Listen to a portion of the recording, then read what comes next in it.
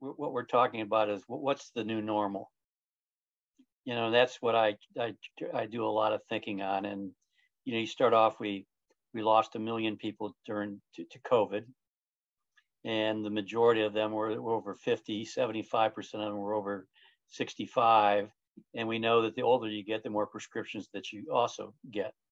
So, we're trying to kind of delve into what therapy classes have been affected the most, because, if they lost, 500,000 patients or something like that, and hypertension and some of these other drugs, what does that mean?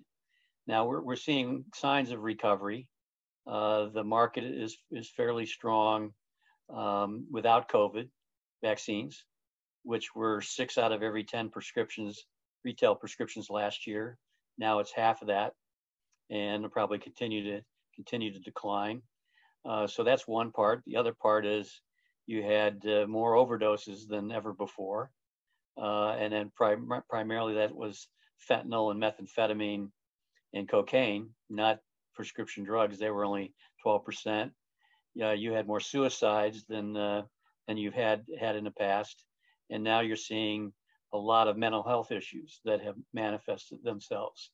And there's some controversy on that, is that some telehealth providers were really goosing the system with a lot of prescriptions. And you see there's, I think the Department of Justice is looking into one of those today. They just announced. So that's another issue.